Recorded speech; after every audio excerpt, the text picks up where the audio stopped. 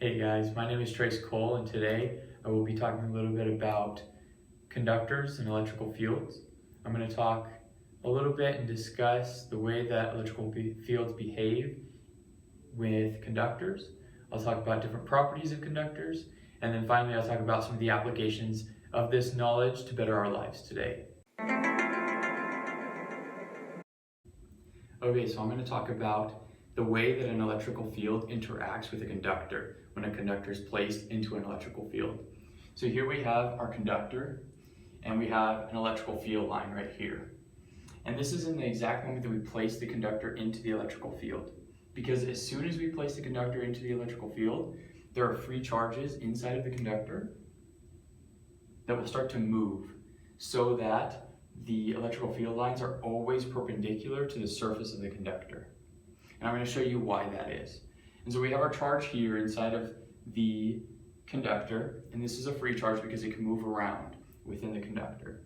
And then here we have our electrical field line, and there are two vectors that make up this electrical field line. There's a vector that is parallel to the surface of the conductor, and there's a vector that's perpendicular to the surface of the conductor. And so what happens is there's a force exerted on this free charge, and that force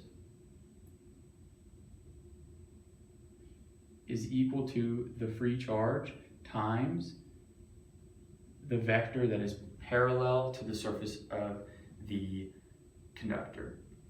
And so what that force does is it pulls this free charge that way. And so as that free charge moves, or after it has, what we get is, again, we have our conductor, and we have our field line, and our charge has moved. So now it's over here.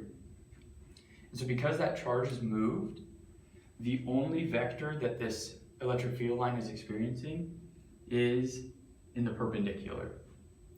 And this is happening all over the surface of the conductor. So there are other free charges all over the outside or the surface of the conductor that are doing the same thing. They experienced a force due to the parallel vector of the field line, and they moved, they shifted within the conductor so that all of the field lines, electrical field lines in this electrical field, are perpendicular to the surface of the conductor. And once all of these free charges are now stabilized, they're no longer moving, they're not experiencing a force, we call this electrostatic equilibrium. And we can say, well, how do we know that they're not still experiencing a force, right?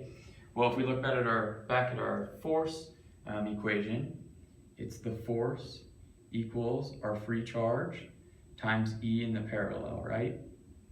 And we no longer have vectors that are parallel to the surface of the conductor. And so this value is 0, and that means our force is 0. So there's no longer a force acting on these free charges, and they are in static equilibrium. Okay, now that we've talked about electrical fields around the outside of a conductor, we're going to talk about electrical fields inside of a conductor. And so here we have our conductor in the middle here in free space, and we have electrical field all around it. And so I tried to draw an electrical field as uniform as I could get it.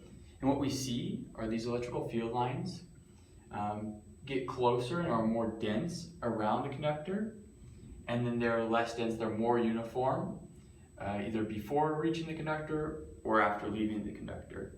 And this density, this change in density, shows the strength of the electrical field. And so because there's more density of the electrical field lines near the conductor, there's also a greater electrical field strength near the conductor versus before or after the conductor. And so before we talked about free charges inside of the conductor, and again, free charges have to do with what's happening on the inside of the conductor as well. And so these free charges again move so that the electrical field lines are perpendicular to the surface of the conductor. And what they do is they actually cause a polarization inside of the conductor. And so where the electrical field lines enter the conductor, there are negative charges. And where the electrical field lines are leaving the conductor, there are positive charges. And this polarization is important so that we're able to get a more uniform distribution of the charges and electrical field lines so that the electrical field lines are able to be perpendicular to the surface of the conductor. Because if like charges were not polarized, there would be some attraction between the negative charges and the positive charges. But because there is this polarization, there's enough repulsion on each side so that they're more uniformly spaced, they're more dispersed, and it allows us to get that perpendicular angle between the surface of the conductor and the electrical field lines. And so once we see this polarization happen, we also see electrostatic equilibrium. And so electrostatic equilibrium means that none of the free charges are moving anymore. They've all become stationary, they're not experiencing a force. And that also tells us that inside of the conductor, there is no electrical field. And that's because if there was an electrical field inside of the conductor, the free charges would have to move in order to make those electric field lines perpendicular to the surface of the conductor. And because we don't see free charges moving, we aren't able to measure that, we know that there are no electrical field lines within the conductor. And so that means there's no electrical field in the conductor, and there are only electrical field lines and an electrical field around the outside of the conductor.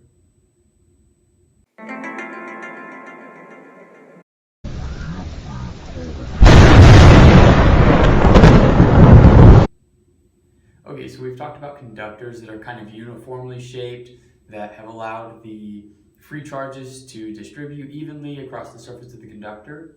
But what about a conductor that's not so uniformly shaped? What if it's irregularly shaped? And so we're going to talk about a cone shape. And so here we have a cone. And again, we have free charges. And these free charges are going to spread out along the cone, again, along the outside of the cone, and they're going to do so evenly as much as they can. So at any given spot along the height of the cone, these charges will be distributed all the way around the outside or the surface of the cone. And so there's more up here and here. But what we see as we get closer to the tip of the cone is that there are less space for these charges to be distributed because the surface becomes smaller and smaller as we get closer to the tip of the cone. And what this does is it causes an excess of charge at the tip of the cone because there's still a repulsion from these charges, but they're not able to distribute or spread apart as easily. And each of these charges is also producing a force outwards.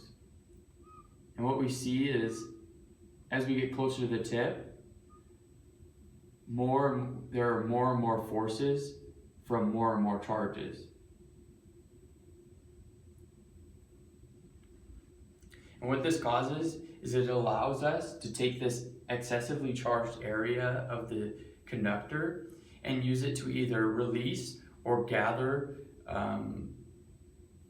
electricity more easily and with more control.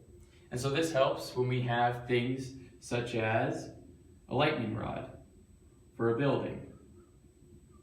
This tip that has the excess charge on it will attract lightning. And if the lightning strikes here and we know that it will strike there because of that excess charge, then we can safely take that energy and direct it somewhere safe. But without this tip, without this lightning rod, lightning could strike the building. And because we don't know where it will strike exactly, it's a lot harder to direct and protect the building. And so this could cause fire, it could cause electrical damage, and just cause a lot of problems. Enjoy the show.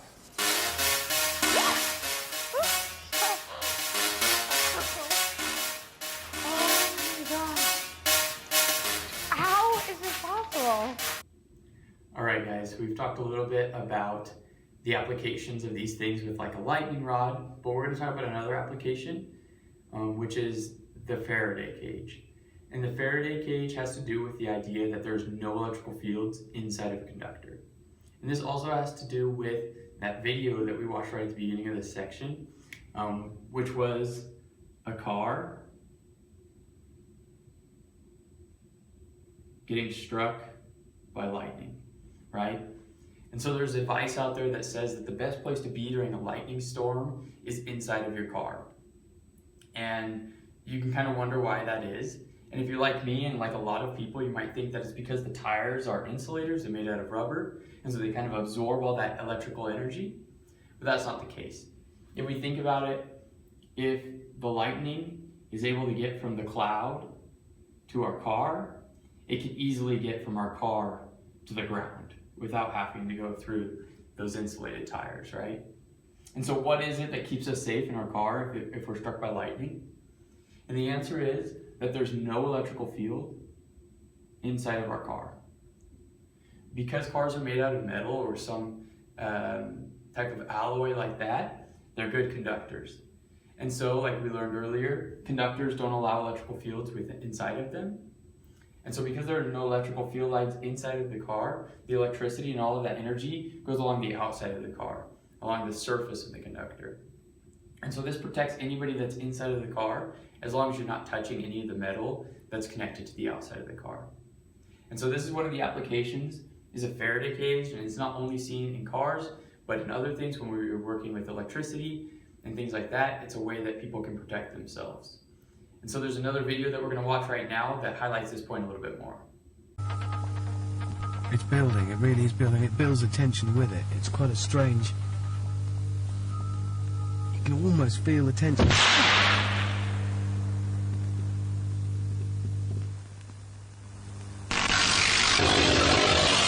Oh, that's scary.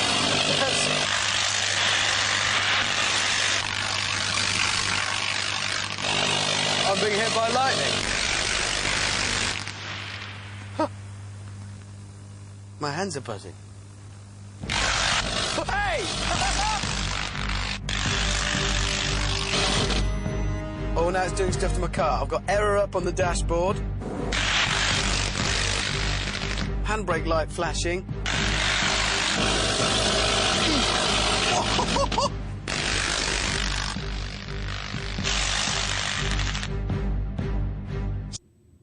All right, guys, so I'm just going to review real quick and wrap up the things that we talked about. And so we started out talking about conductors inside of an electrical field. We talked about how there are free charges inside of a conductor that can move around so that the electrical field lines in that electrical field are always perpendicular to the surface of the conductor. And those free charges move because of the force that's acting upon them. And that force is equal to that free charge times the parallel vector of this electrical field line. And so once that parallel vector has been removed, once it's zero, the force acting on that free charge is zero, and we get electrostatic equilibrium inside of the conductor. We also talked about the electrical field inside of conductors, or the lack of one. There are no electrical fields inside of conductors, and that's because we do not observe any movement of the free charges. We observe electrostatic equilibrium, and there's also a polarization of the charges within a conductor in an electrical field. We also talked about irregularly shaped conductors, where the free charges aren't able to separate or spread out as much as they would like to, and so they still experience repulsion, but there's an excess of charge near the tip because they're more bunched up, the charges are more gathered together. And because of this excess of charge, we're either able to transmit or receive electricity easier from that tip. And this is the idea of a lightning rod. And finally, we talked about an application of the Faraday cage, which is an application of knowing that there is no electrical field inside of a conductor. And that's why one of the safest places to be during a lightning storm is inside of your car, because there are no electrical field inside of your car, and so you will not be hurt as long as you're not touching any of the metal connected to the outside of your car. But thanks, guys. Thanks for watching, and I hope you learned something.